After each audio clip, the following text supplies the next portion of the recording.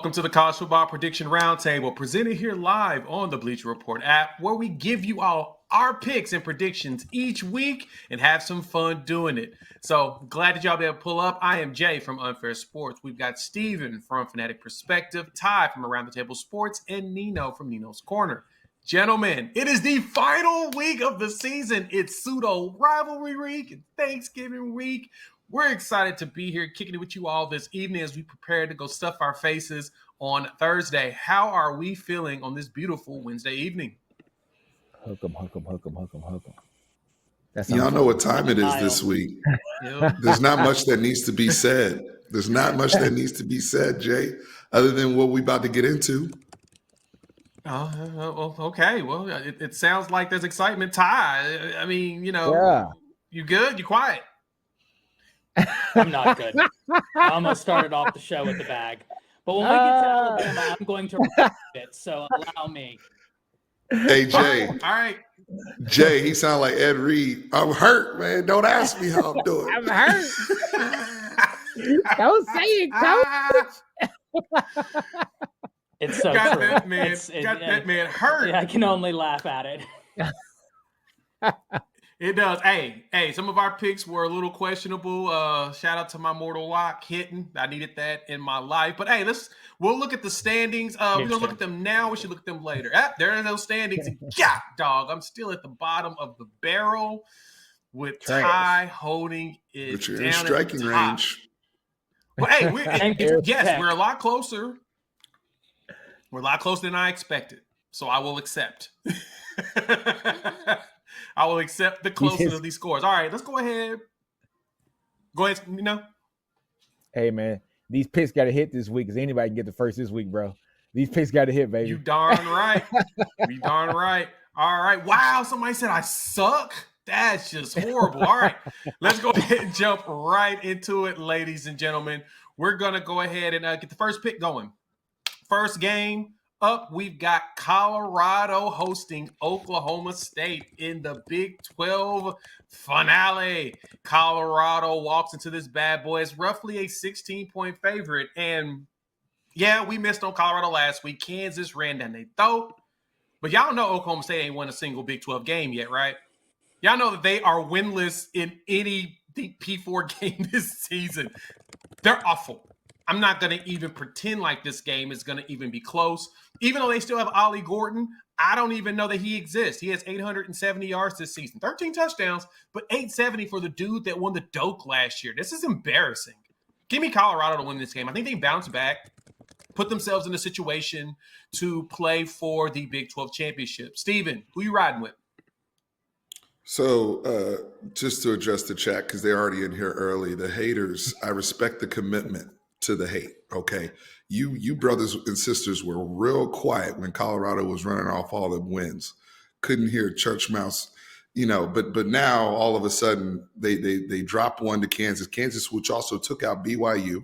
We know what Kansas is when they're up and running. So good win for Kansas, right? Good win for Kansas.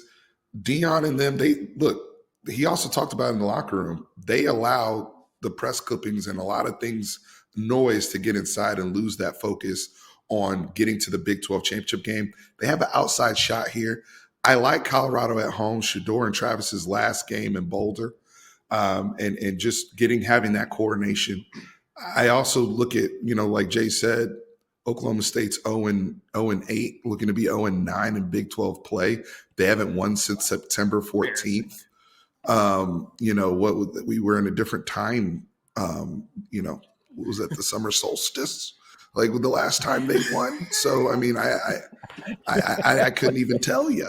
So at this point, give me Colorado. But they have to come and play at the line of scrimmage. Whenever Colorado starts to play down, it's at the line of scrimmage, like we saw with Devin Neal in that run game last week. They need to come with it and bring their pads this week. All right, Ty, who you got? Listen, we're in an early contention for come fade us because I'm going Colorado. Jay, to your point, it's masterful what Oklahoma State has done with Ollie Gordon. Defensive coordinators everywhere are sitting there. How are we going to stop Ollie Gordon? And luckily, Gundy saw it from you. Just when you it's unbelievable what's happening this year. I think that Colorado, they got punched in the last week. It's tough whenever you're right. That's one thing that if you listen to a lot of these top coaches, they talk about consistently. I think that getting punched in the mouth will be good for this team. They understand that if they get this win, they're still in the driver's seat. And when I look at Oklahoma State, you know, you guys talked about Devin Neal, great point, great running back. And Oklahoma State does have a great running back. Well, they use him. They don't have Daniels at the quarterback position. And I think that catalyst for a team that is doing something, quite frankly, that's a little bit unprecedented right now, the way they've taken out multiple ranked teams. I like Colorado in this game. Yeah, Nino, wrap us up, because it's funny that after that Arkansas win, the Tulsa win, Oklahoma State, I guess that DUI, he was for real about not playing Ollie Gordon. That's fascinating. Nino, who you got? In the words of the great YG from Los Angeles, man, boom, bop, bing, homie, on site. Come fade us. Colorado's going to win this game. It's going to be easy, man. Travis Hunter's out for blood. He did not get nominated for the Thorpe Award this year, man. I know he is mad right now. He's coming out for blood, man. How can you be nominated for the Defensive Player of the Year but not be nominated for the Best Defensive Back of the Year? No I sense. don't get it. I don't get it. It makes no sense. Dion put a great video out today and said that the awards are on the same time, on the same date, and that's why they probably didn't nominate him for both, which is total BS. Even though I do think that Jahdae Barron is probably going to win the Thorpe Award, but Travis Hunter not being nominated for that is a travesty, man. Boom Bop Bing is on site. Travis Hunter's going to come through, do his thing against Oklahoma State, who hasn't won a Big 12 game all year. When Oklahoma and Texas has left the conference this year, this is your time to shine, Oklahoma State, and you know what you did to the bed. You know what you did to the bed. Fumble. Give me Colorado State to win this game, and they are going to cover, folks. Colorado State, go Buffs. All right. We're going to fly through this next one. I think it's kind of easy, but it's a little bit intriguing. We've got Georgia hosting Georgia Tech in state rivalry for rivalry. Right now, the Bulldogs are a 19-point favorite. And look, I've liked what Georgia Tech's done this year, 7-4 this season. Hayes King, they've been fascinating, they've been fun, and they're the ones that exposed who Florida State really is. Mm-hmm.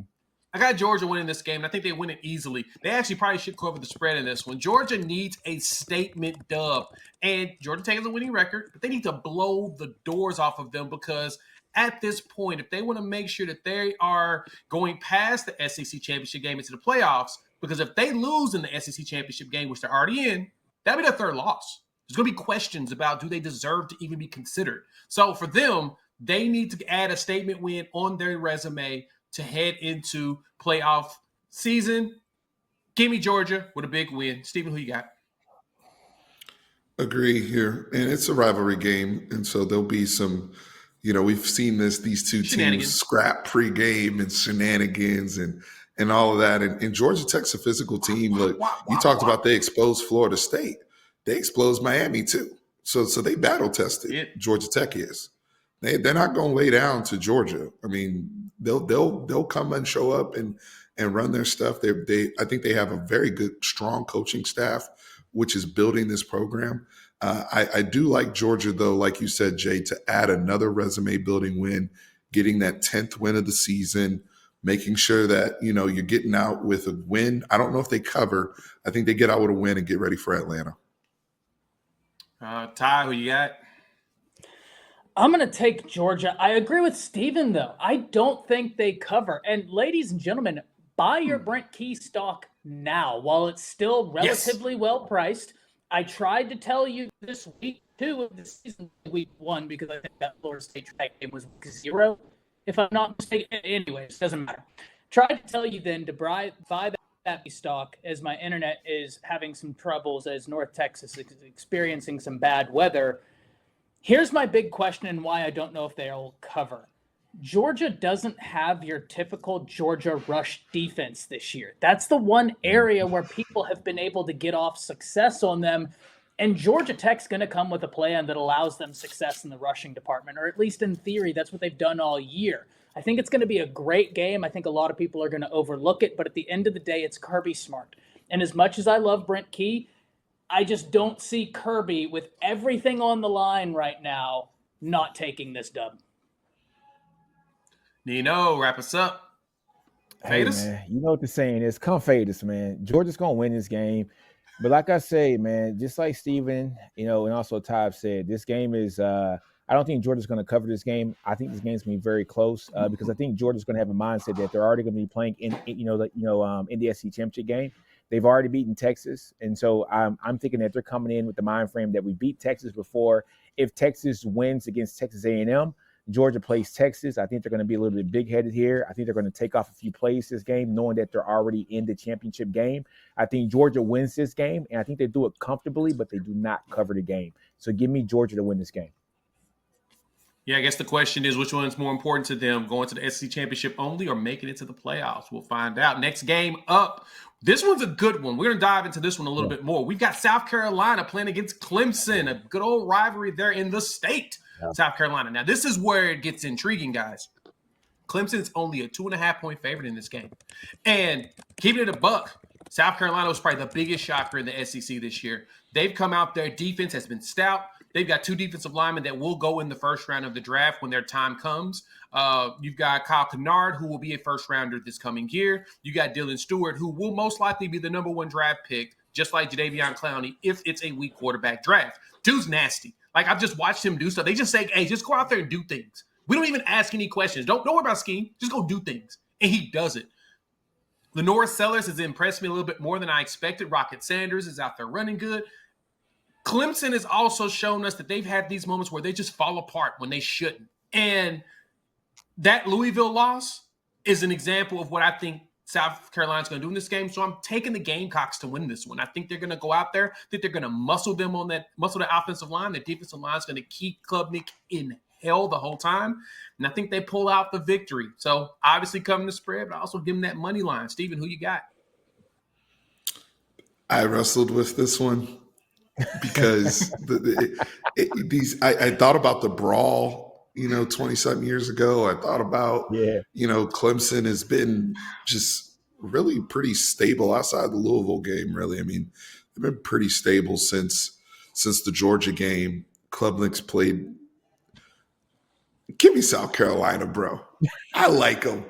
I like them neutral. I like them on the road. I like them at home. Look, don't forget, South Carolina went on the road to Norman, and Ty knows about going to Norman. They went to Norman and they went belt to ass up there. Okay, and Klubnik and them, they haven't seen a front. I don't think they've seen a front like this in the ACC since they played Georgia. And you saw the difference that it made. The last few games that Clemson's played, they're struggling with Virginia Tech, with Virginia, these teams that don't have the freaks that South Carolina has. South Carolina has a real odd collection of freaks on both sides of the ball. We talk about the defensive ends. What about Joshua Simon, the tight end, who looks like freaking Jonnu Smith in the NFL? The guy, Lenora Sellers, is 6'3", 245. Rocket Sanders is a big kid. You have the other Nick Harbor over there. Like, they got all these random freaks out there. And I think that they found a good rhythm where nobody wants to play them.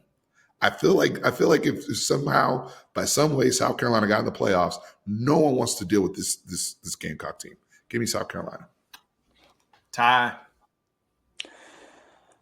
Yeah, give me South Carolina. I'll go ahead and get that out the way. This was difficult for me.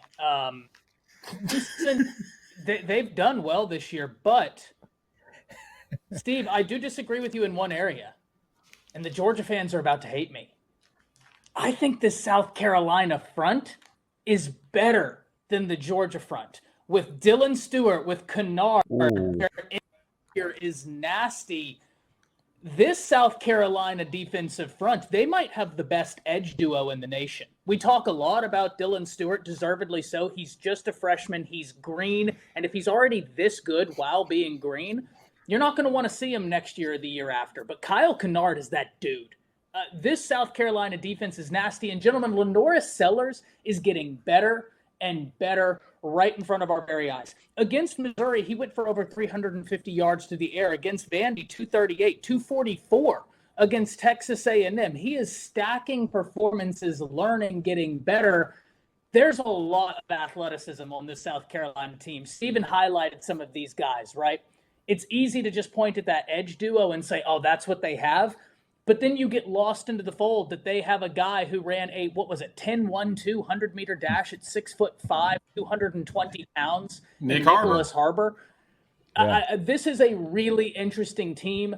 I do agree with y'all. They're a team that, even being a Bama fan, I'm glad we played them early and then got past that. Give me South Carolina in this, in a close one. This is going to be a treat of a game. Oh, yeah, it's going to be probably one of the better games of the weekend. Nino, clean sweep, come fade us. Clean sweep, come fade us, baby. Look here, man. Wow. Y'all talked about the defense. Y'all talked about the defense. I didn't even talk about it. Look, I'm not going to talk about South Carolina's defense right now. I am not going to talk about their defense right now. I want to talk about their offense for a minute. But first of all, let me talk about Clemson's defense right now. Clemson's defense allows over 145 yards rushing per game. Okay? Rocket Sanders, Sellers rushing against that defense, they're going to have a field day in this game. We saw what Sellers was able to do against Texas A&M. Texas A&M has guys, first and second and third round guys on the defensive line that will get drafted this year. He was shugging those guys off that they were ragdolls, man. He is going to have a field day against Clemson. I love this team and what they have actually progressed to throughout this year. They've gotten better game in and game out. Give me South Carolina just to win this game, not only because of their defense, but also because of their run offense, man, coupled with Sellers and also Rocket Sanders. They're going to have a big game. Ooh-wee. All right. Next game. This will be a quick one. Is this We're going to dive right into SEC bias, man, because it's another SEC game. We've got Tennessee taking on Vanderbilt in Nashville. Out there in Vegas, we've got Tennessee right now sitting as a 10.5-point favorite. And look, this one, as well as South Carolina Clemson, I kind of struggled on. The biggest struggle I had with this game is that Vanderbilt still does a really good job of holding on to the ball. They run the clock down, but they have not been able to close in some of the games they needed to close. That last minute or so ain't too good. South Carolina went borderline BTA on them in their game when they went at home. That's the crazy part. So for Vanderbilt, they're going to have to find a way to keep the clock. Tennessee has been up and down as far as the pass game goes. Their defense has been stout, and Dylan Sampson has been nasty. 1,300 yards, 22 touchdowns this season. Jeez. He cooking them. Give me the Vols. I think the Vols win this game. I think that it's a close one. I don't think they cover this 10.5 because Vanderbilt's going to find a way to keep the ball in their hands just so Tennessee can't do what they're doing. And Nico's going to continue to grow. I think he'll be more of a problem next year than this, but give me Tennessee on this one. Steven, who you got? Yeah, I struggle with this one too as well, Jay. I mean, this is a game in which Tennessee struggled in road games in the SEC this year. Mm-hmm. Let's just be honest. I mean, they lost the Georgia game. Obviously, that's not losing in Athens isn't shot against you. They lost in Fayetteville.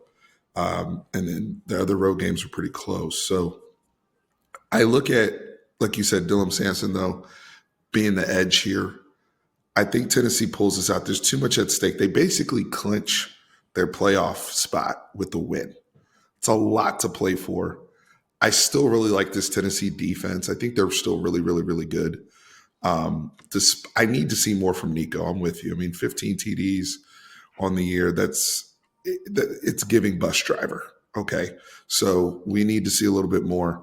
But I think Tennessee's defense and just the will to knowing we're clinching a playoff spot, we could have a home playoff game in Neyland Stadium. That's a lot to play for. Give me Tennessee. All right, Ty, who you got? No, I agree with y'all. Very tough to pick this one. Vandy's a good team.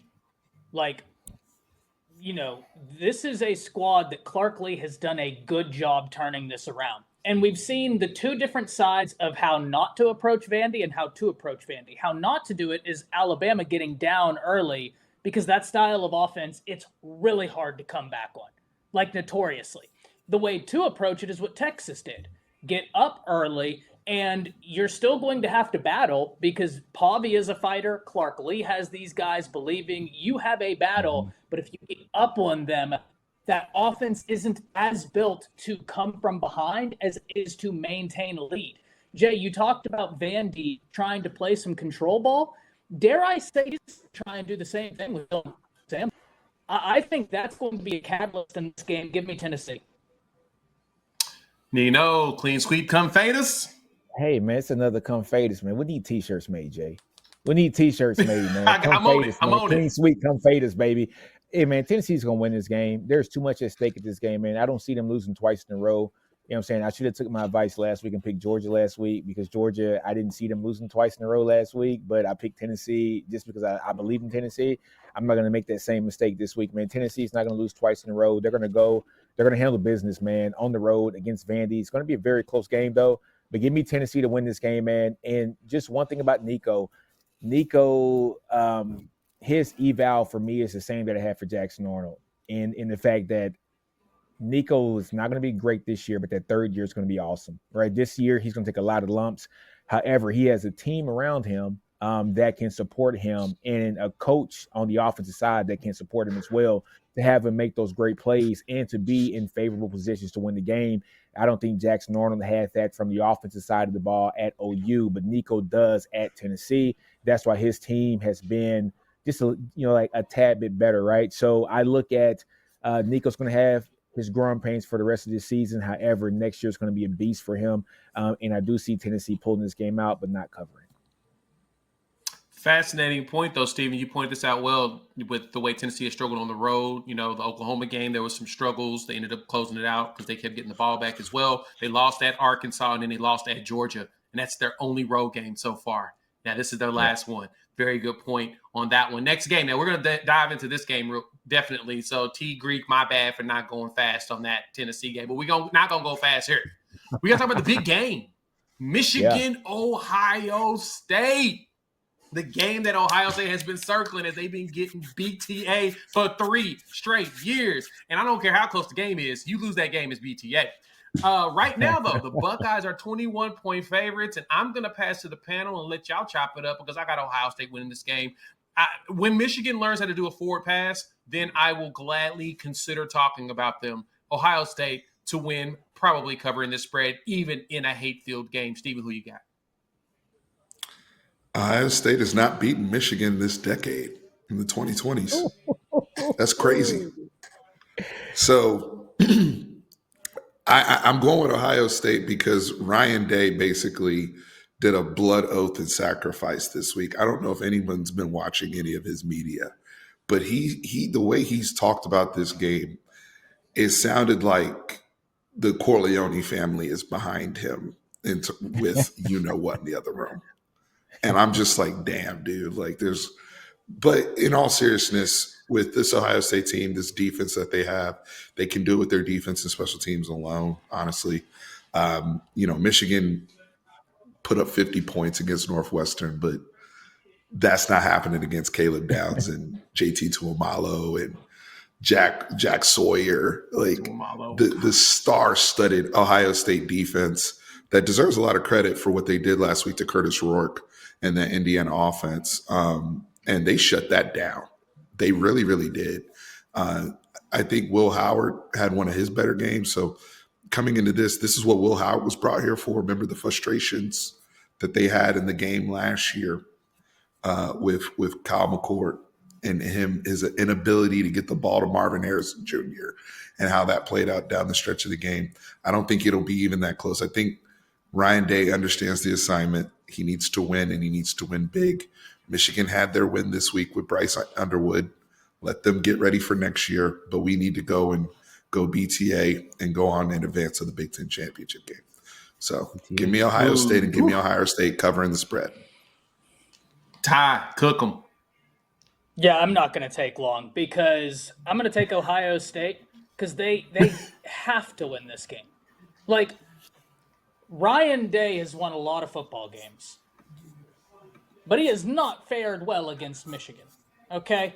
And if he loses this one to this Michigan team, oh boy, it's not going to be good. because you paid, in the words of Gus Johnson, $20 million and the Ohio State AD, you spent over $20 million on this team. I mean, you spent as much as anybody in college football, if not more, even though Joel Klatt tried to say that's not true. And then Gus Johnson corrected him live on air, and Joel Klatt didn't say anything else for about 5 minutes. That was hysterical. Ohio State has to win this game. And if not, I'm not saying Ryan Day's going to get fired. He's not, right? His record is way too good. But they're not going to be happy. Give me Ohio State. Nino, clean sweep. Come fade us. Man, this is a tough one for him, man. So this is what I'm gonna do, man. I think I'm going for that blue and that mustard. Psych. I'm going for Ohio State, man. Clean sweep, buddy. I was about to say, cut his mic off. Cut his mic off. Kick him out the Cut his group. mic He's out the group chat. Hey, man. I've been listening too much Kendrick this weekend, all right? So, look, Ohio State's going to win this game. It's going to be damn easy, all right? Judkins and Henderson are going to run all over Michigan, man. It is what it is, man. And guess what? Michigan tries to stop the run. They got this freshman over there. I don't think you guys know. You know what I'm saying? He's going to kill them. All right, so give me Ohio State, and I look at them actually covering this game too as well, man. And also, man, look, Ryan Day, like Todd said, they got to win this game.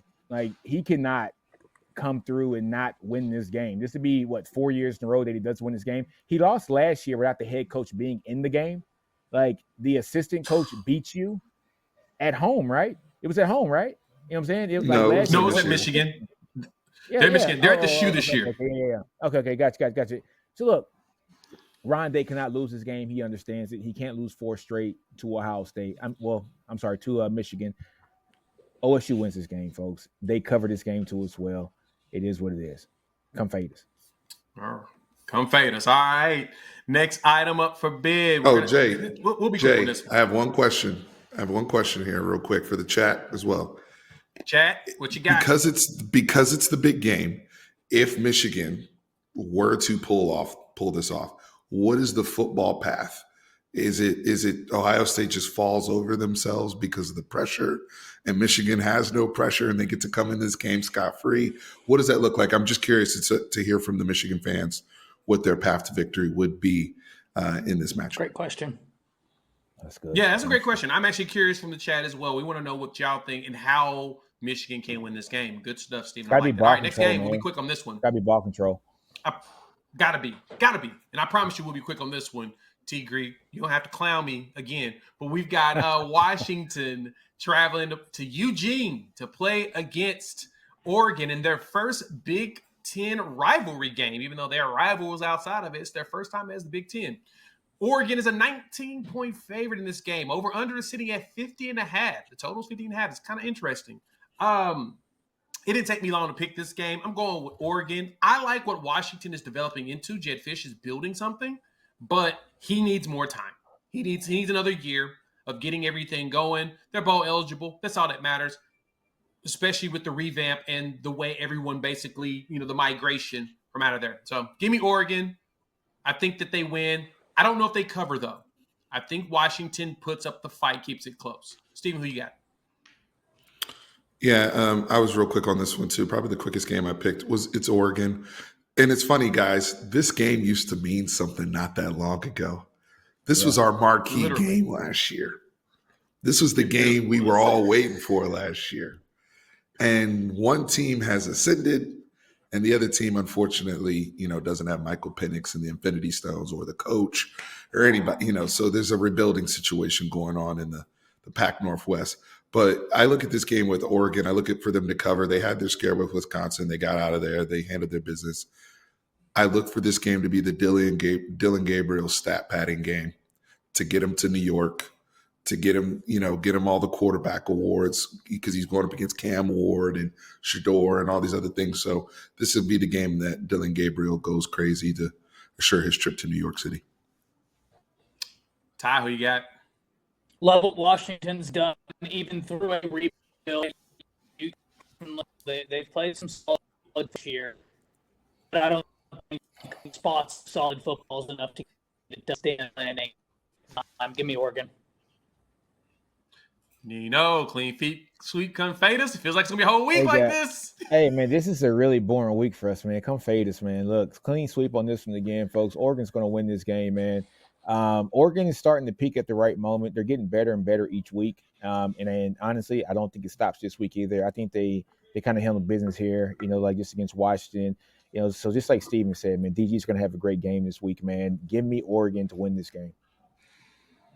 All right, we got a couple of games that I feel like will actually have some difference in opinion finally. This one we're going to dive into. We've got Notre Dame traveling to LA, the Coliseum, to play against USC. Right now, Notre Dame is a 7.5-point favorites. And I say that this one is going to be something to debate because everyone is pointing out that Notre Dame has not played anyone since their loss to NIU. And somehow they're number 5 in the college football playoffs. A lot of people are pissed off about it. They're perturbed.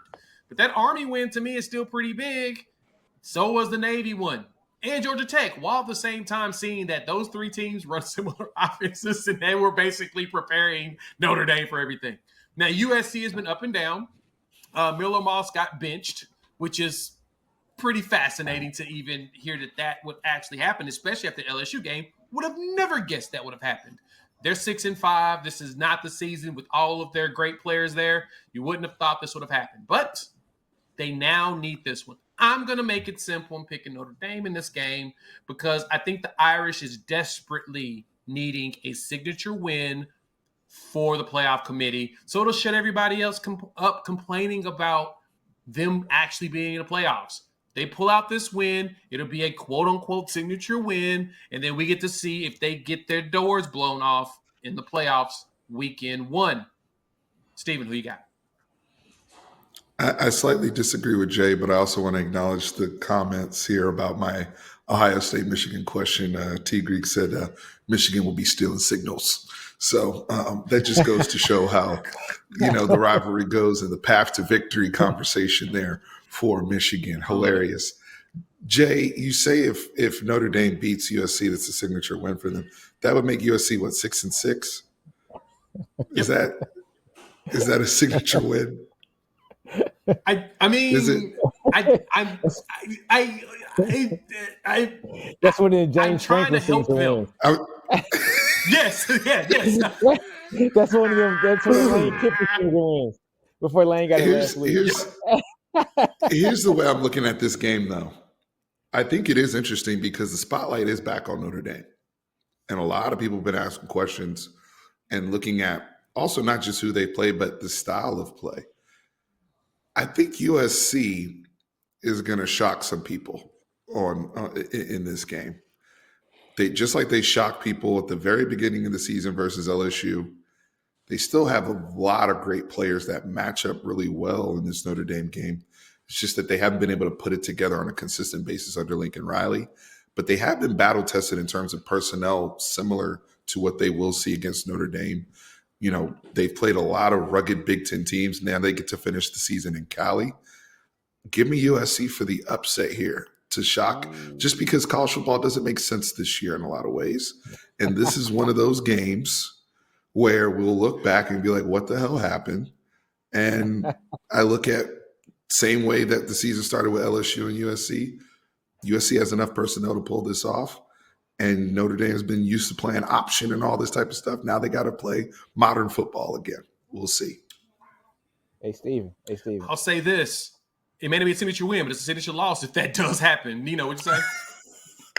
Hey, Steven, tell me this, man. Please tell me it's not a vibe. Please tell me it's not a vibe. No, brother, this is real analysis this time.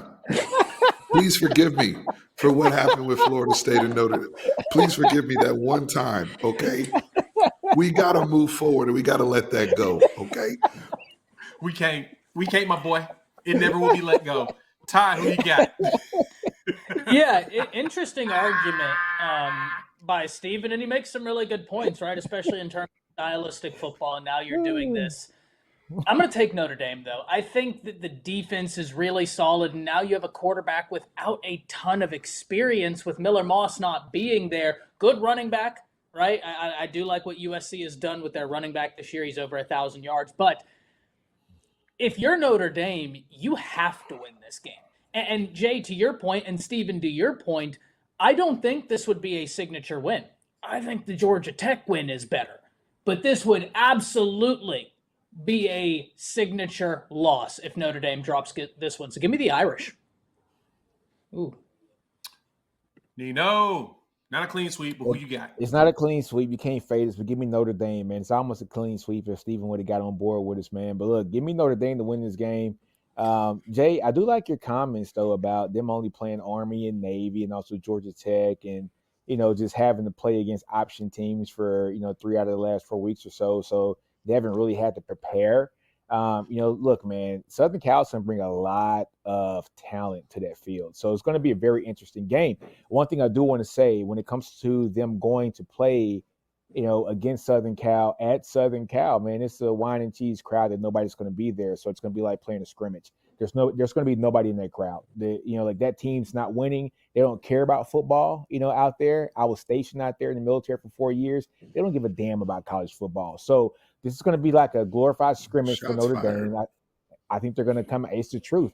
It is the truth. I think Notre Dame is going to come out here and win this game. It's going to be a close game, though. It's not going to be, like a blowout. But I think they're going to win this game in, close game by 7 points or so. Man said that from his All couch right. while wearing the Dodger blue, too. That's crazy. Right. While bumping Kendrick. You're asking what these cats are talking about. We're talking college football. That's what we're talking about, Tim. Tim B0024. All right, next game we got up. Kansas State. Traveling Ames, Iowa to play the Iowa State Cyclones. I was called Hawkeyes. They'd be pissed off at me. They're going to fight me if I did that. And I actually kind of did it on purpose. I want them to fight me. But no, on a serious note, Iowa State is a 2.5-point favorite in this game. And, man, this game did keep me up. It kept me up mainly because Iowa State only being a 2.5-point favorite at the crib maybe got questions. It makes me feel like Kansas State can walk in here with an upset. Iowa State at 18, Kansas State's at 24. And both of these teams need to win. The winner most likely has a chance of going to the Big 12 championship game. So we've got some legitimate battles here. I'm going with the Cyclones. I do feel like Matt Campbell's going to put something together to slow down this Kansas State run game. And if he does that, they win. And I like Rocco Beck.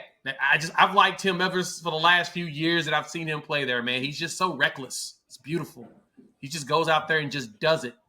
Good thing he wasn't gambling and got kicked off the team like everybody else. Give me the Cyclones to win this game. Steven, who you got? Yeah, Jay, I'm in a similar boat as you with the struggle here, but I actually went the other way with Kansas State. Yeah, I mean, to me, this game is almost a toss-up. I look at the preparation, the maturation that Avery Johnson at quarterback has gone through this season and some of the environments that he's played in. And Ames is another difficult environment, but I think these guys are now really battle-tested. And because of the way certain things have fallen in the Big 12, an opportunity has now beset them again with how things could play out in this last week. And Iowa State, they've been exposed a little bit since starting out 7-0. So, again, you could go either way on this one. This is a really, really tight call, but I like Kansas State, Chris Kleinman to defeat Matt Campbell on this one. All right. He thinks Kansas State spoils Iowa State's run to the Big 12 championship. Ty, who you got? Yeah, great game right here. I am going to take Iowa State. This offense for Iowa State has been pretty good, right? I mean, even in losing efforts, they're scoring points. In the last 5 games, the least amount of points they've scored is 22 against Texas Tech. But they also held Texas Tech to 23 points. So I think this is a good Iowa State team. I also think this is a good Kansas State team, which is why I think this is a game that some people in college football are going to overlook. Do so at your own expense. This is a game you must watch. Tough one for me to pick, but I'm going to take Iowa State. Love that. Nino, who you got? Hey, man, both the Texas guys are picking Kansas State. I think we know something's up this game, man. Look here, man. Let me tell you something. Very tough game to pick. I picked Iowa State at first, and then I emailed Caitlin immediately prior to the stream and said, give me Kansas State in this game after doing some more, stats and analysis on this. Hey, man, look, Iowa State gives up about 175 yards rushing per game, right? They're ranked 100th in the nation when it comes to rush defense. Kansas State's one of the top 15 teams in the country in rushing the ball, about 200 yards per game. This is one of those games where if Kansas State can have ball control, which I think that they will, hopefully kind of establish it. If they can do that, they're going to win this game. It's going to be a very close game. This is one of those toss-me-up games, man. I had a lot of, missed sleep last night trying to, just figure out who's going to win this game. But give me Kansas State to win this game because I think that they're going to control the ball in this game and force Iowa State to try to actually defend something that they haven't been able to defend all year.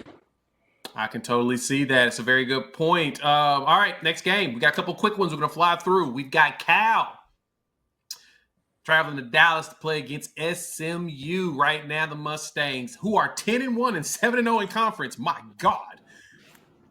Are 13.5-point favorites in this game. Hey, man, who going to stop SMU? Jennings, as soon as he took the job, this dude has blown up. Shout out to their running back, Smith. 1,089 yards, 13 touchdowns. They're running the ball down your throat. They throwing the ball down your throat. They doing all of it. And they're headed to the ACC championship game. They're probably going to win the title. I don't think Cal's got enough firepower to keep up with them defensively or offensively to even run up the score with them. Give me SMU. Give me covering the spread at 13.5. Steven, who you got? Yeah, I want to first mention Cal. They had their Super Bowl last week. Unbelievable comeback against Stanford to win that game. And I don't know if anybody saw Fernando Mendoza, Cal QB, after the game was emotional and gave one of the best post-game speeches I've heard. He said 98 yards with my boys, right, to go win the game. And now that's become a T-shirt and the whole thing. That was one of the most wholesome college football moments of the season. So shout out to Cal. They're bowl eligible, so great season by them. SMU's just at a different level though right now, and they're playing in the crib. They're tuning up for the ACC championship game. I think at this point the pressure's off with the win that they handled their business against Virginia. They went to Charlottesville and looked good. They took care of Virginia early in that game. So just Rhett Lashley, the extension he's gotten. They've kept that train rolling with Jennings and them at SMU. Give me SMU to keep the party going there in Highland Park. All right, Ty, who you got? Man, this is a game I really wish I would be going to. Went to SMU versus Pitt. Great environment. They punched Pitt in the mouth. That score did not really happen. I'm going to tell you that right now. That was a domination. I like Cal as well. We've had some conversations about Cal this year, guys. Right? We've talked about this team a few times. Steven hit the nail on the head. I have nothing else to add. SMU's playing at a different level. I don't expect that to stop now. They're looking at that ACC championship, and they know they've got one more obstacle in their way. Take care of business. Yep. Nino. Clean sweep, come fade us. Yeah, man, it's a clean sweep, come fade us. Give me SMU. But, Steven, where is Kevin Jennings from? He's from South Oak Cliff. DeSoto. South Oak Cliff. South Oak Cliff. South Oak Dallas, Cliff, I was going to say. Yeah, South, yeah. Yeah, you know what I'm saying? Oak Cliff, that's his hood. Put it in his face and it's still understood. This ain't what you want. Understood. You know what I'm saying? This ain't what you want. SMU is playing at the crib. Cal's coming to Texas. They're coming at the crib. He's going to be in front of all his family, man, down there from South Oak Cliff. Man, I had a lot of family that played ball in South Oak Cliff. Well, not South Oak Cliff, but Oak Cliff at the Velt. You know what I'm saying? At Roosevelt. Look, man, he's playing at the crib. He's playing at home. SMU is on a whole nother level this now. They know that if they win this game, they are definitely going to the ACC championship game. I look for them to play against Miami next week and beat Miami next week. I'm going to go ahead and say it. It is what it is. I look for them to win the ACC and go into the college football playoffs, man. SMU is on the roll. They have just a great opportunity in front of them, and I look at Kevin Jennings doing this thing. Very, very good game this week for him. It's gonna be a fun one as we prepare for the ACC championship game. Next game we got up Miami playing against Syracuse up there in the north. Ladies and gentlemen, Miami walks into this game as an 11-point favorite. Spread hasn't moved too much, which is kind of surprising. Fran Brown's a little upset. He's trying to figure out why his 8-3 Syracuse Orangemen aren't ranked in the college football playoff or anything. He doesn't know how you get up there. I think it's not losing to Pitt or BC, but that may be just me. For Miami, 10-1, 6-1 on the season, pretty darn good season. That Georgia Tech game is stinging them really badly, but they bounced back beautifully against Wake. I got Miami winning this game. I got them winning it soundly. I think that Cam Ward now has to pad the heck out of those stats to prepare for the Heisman weekend. He's going to be invited, and the only way that he's going to win it is he's got to put up some stupid numbers this game as well as ACC championship game. Give me Miami, and I think they run that score up as much as possible just to make Fran Brown mad. Stephen, who you got? I love Fran Brown. I love what he's done year 1, 8-3. Kyle McCord coming over from Ohio State, being the scapegoat of Columbus, Ohio, and he now leads the country in passing yards. And just continues to grow as a player. Rondé Gatson the second, just like his daddy, just productive. This is a very dangerous game for Miami. Okay, going up to Syracuse. Syracuse loves, this is what they used to do with Clemson all the time in the ACC. Clemson would go up there and they get crazy. The next thing you know, all hell's broken loose. Miami played with their food last week. Don't let that Wake Forest score fool you. That game was tight in the fourth quarter, and then they went on a basketball run like they do. That's what happened in that game. But that game was tight. Give me Fran Brown to send a message. Disrespect. I'm picking Syracuse for the upset. We are here for the chaos. I think I don't think they understand this is an old school Big East rivalry as well, by the way. Old school, the Donovan McNabb old school days. Big East. Yes. Okay. Sickos. Marvin Harrison, the OG Marvin Harrison. So give me Syracuse. I love it. Sicko mode right cars there. In Philly. Hey, we ain't talking about that out loud in public. Ty, who you got? I love the Syracuse. I'm taking but I love the pick. And, Miami is one of those teams, you hit the nail on the head. They play with their food.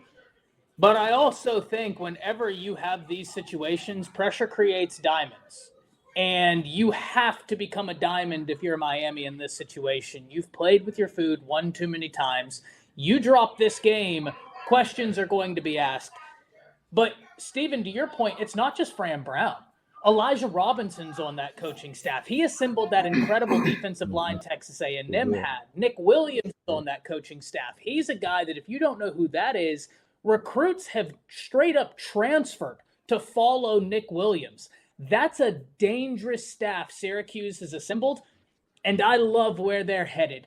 But I think Miami is just built for now, where Syracuse is built for the future. Love it, Nino. Who you got? Man, Ty took the words straight out my mouth, man. When I'm talking about, I think Syracuse is built for next year and the year after that. I think Miami has too much talent right now and too much depth, just to lose this game. I think they understand what the actual mission here is, man. They got, a straight glide path here to go play in the ACC championship game next week if they win this game, and then also, a straight shot to the college football playoffs if they continue on the same glide scope. Give me Miami to win this game, man. I do think Syracuse will be, hopping next year, and also like the year after next too. They got a great coaching staff, but give me the Canes this year. All right, we're going to jump into this game, and this is one to talk about because this is one of the teams that this is the game that made Fran Brown mad about where his team is ranked. We've got the Iron Bowl, Alabama, Auburn, and Tuscaloosa. The hate is just oozing out of Ty's skin right now. At this point, Alabama is an 11.5-point favorite. Ladies and gentlemen, I'm going to simplify because I want to hear Ty go off on this one. Give me Bama to win this game. I don't trust Hugh Freeze. He always, whenever Peyton Thorne is doing really good, he hands the ball off to Hunter. Whenever Hunter's running at everybody's throat, he throws the ball with Peyton Thorne. It never fails that he makes the wrong decision when it's important, and Bama needs to bounce back badly if they want to be in the college football playoff conversation. Last week's game against my Sooners, Yeah, they need the bounce back to really show that they are still Alabama. Give me the Tide. I think they even punched them in the mouth early and very often. Stephen, who you got? Yeah, this is an Auburn team that had a really dope victory last week, but a game in which, 4 overtimes, they tried every which way to lose that game to A&M. Let's also be honest, right? You saw Don't break my heart, everything. You saw everything with Auburn last week. Why? Yeah, they are gift. They have talent. It's not a question of personnel. People are wondering why was this team 1-5 in the SEC? It's not the personnel, guys. It's not the personnel. They are a team, again, just lifted in chaos. Nothing they do makes sense. They do the dumbest things at the worst time. Look how they handled the end of the A&M game. Was mind-boggling stupid, some of the stuff they were doing. That being said, Kalen DeBoer, man, my prayers are with you for this time of struggle, this time of need from the Bama fan base to try to uplift this man.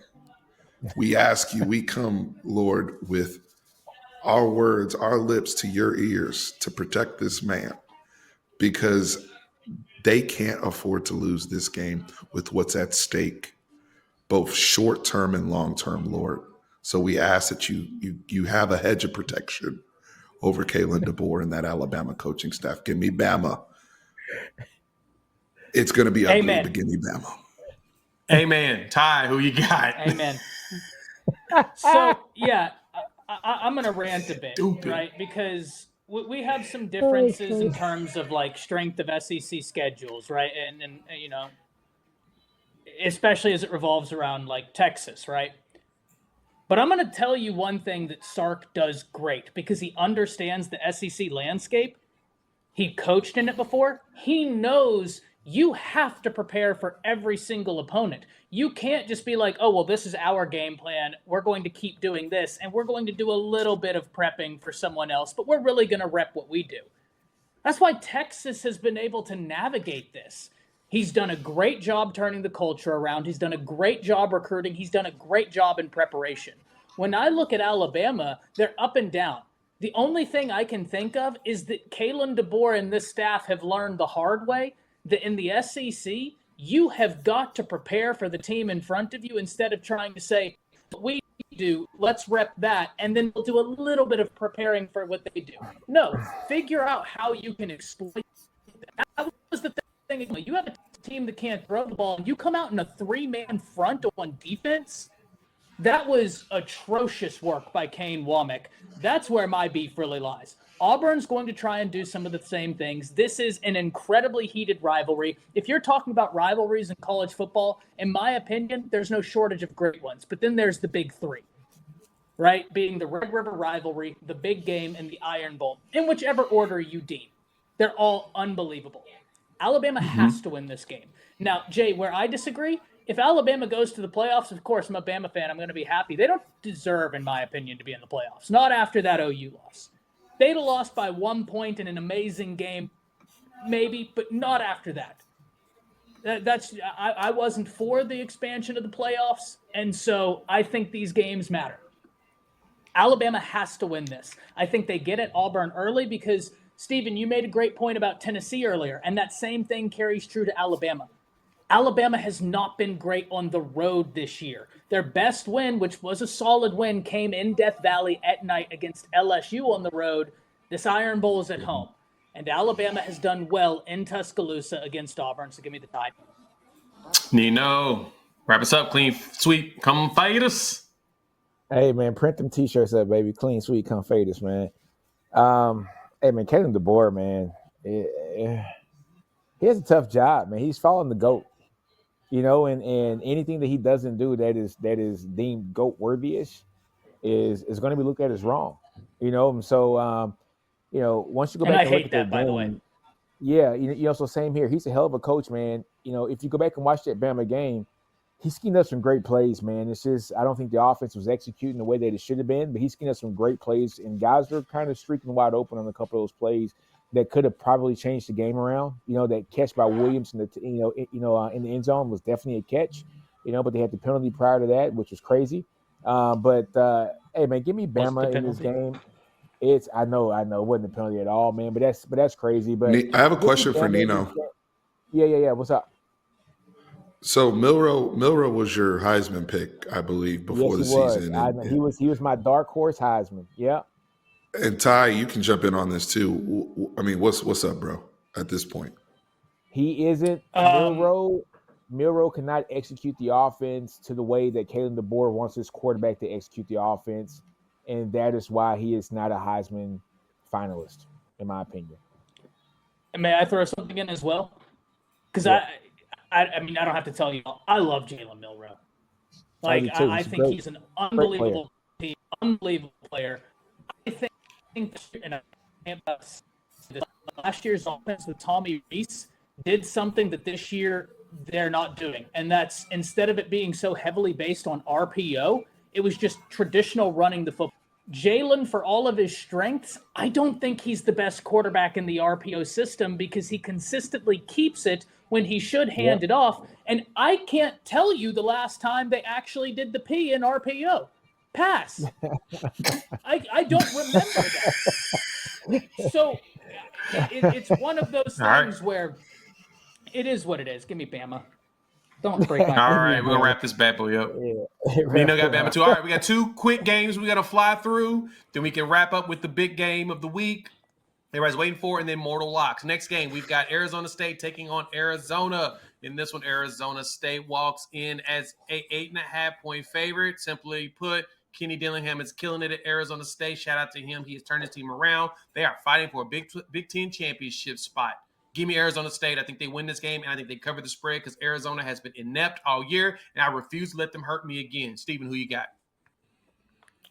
Give me Dillingham. Give me Scatterboo. I love my man Scatterboo. That's a good solid Scatterboo running back. That's a balanced breakfast right there. My man Scatterboo. Arizona State. Give me them Sun Devils. Slide through. Ty, who you got? I don't need to say anything else other than Scatterboo. Give me ASU. And Arizona's just season long. Nino. He said they don't even deserve his time. Who you got? Clean sweep, come fade us. Come fade us, man. Give me Scatterboo, that boy. Hey, he's got a running back name, baby. Give me that Scatterboo, baby. Give me that Scatterboo. Who's got a better name, him or Booby Miles? Scatterboo, baby. Scatterboo. And Rocket Sanders is up there, but no, it's all Scatterboo. Rocket Sanders is a next good one, game. too. Rocket Sanders is a very good one. Next up, we got Maryland traveling up to Happy Valley to play Penn State at 2:30 in the afternoon. That sucks. The Nittany Lions are 24.5-point favorites. Like, all right, come on now. This stinks. Give me Penn State. They should cover the spread too. They better not be losers and not cover. Give me Penn State. Simplify that game. Steven, who you got? As a young man from the DMV area, this game is supposed to matter considering Penn State lives in Maryland's backyard for recruiting purposes and has set up shop there for well over the last 50 years, thanks to Joe Paterno.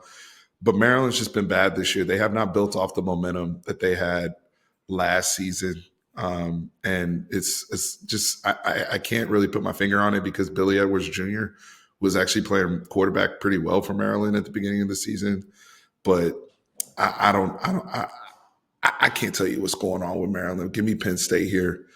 I told y'all last week when against the whole Minnesota situation, once they play Maryland, it's a wrap. They got them at home. Keep it moving. All right, Tyler, you got? Yeah, my pick is based off of this question for everybody on the panel. Is Maryland ranked? No. Nay. 4-7. Okay, then 1-7 Penn State, conference. because not even bowl eligible. Unranked teams. Yeah, they dominate unranked teams. Penn State plays a ranked team, and all of a sudden it's a different conversation. Penn State. Nino. Clean sweep, come fade us. I don't got nothing to say, man. Give me Penn State, man. They're going to win this game, man. It's not going to be hard either. It's not going to be hard. I don't even want to talk about it. All right, that's the one we're going to take some time on. Game of the week, and then we'll do our mortal locks. We've got Texas traveling down to College Station to play them Aggies for the first time in a long time. Rivalry renewed. At this point, Texas is walking in as a 5-point favorite. That, to me, is a little bit more shocking than expected because Texas A&M still struggles with the forward pass, but they have a very powerful run game. But Moss is not playing. I mean, they've still got a whole bunch of other dudes back there. I mean, in a way, but at the same time, you lose your top 2 running backs, things feel a little bit bleak. But Texas would understand that. They lost theirs as well, and they have bounced back beautifully with other running backs. Wisner being that dude leading the way with 600 yards and 3 touchdowns. The question is can Texas A&M's defense put Texas into hell? And I'm going to be honest, I think they do. Give me the Aggies to win this game in a massive upset, only because they are desperate for this win. They are desperate. I think Texas is like, we're going to beat the crap out of them. They're going to walk in, beat them, get ready for the SEC championship game. But I think A&M wants to play spoiler, and I think they can actually do it. Plus, I need the points because I am getting my butt kicked on this dang panel. Give me A&M because I know nobody else is going to pick them. Steven, who you got? I would love to give analysis right now, but I'll refer you to the Longhorn Weekly show we just did before now. I'm just going to say this. I'm pissed off. I've been pissed off. I'm pissed off that people said my coach was a drunk when he got here. I'm pissed off that people said he couldn't win 10 games.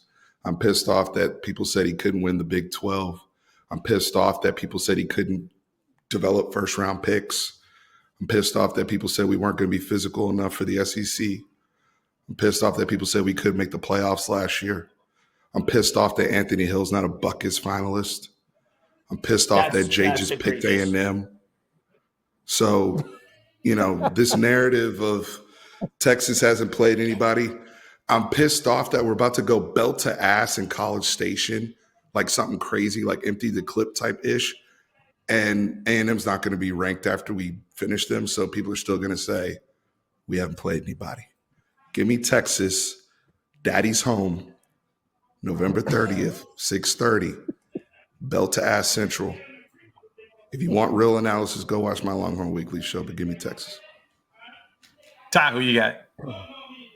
Yeah, I think A&M will still be ranked, but they're not winning this game, right? I think this will give Texas that ranked win to go into the SEC championship game, who, by the way, I had Georgia, Texas before the season ever started in the SEC championship game. I had a rematch of that early season.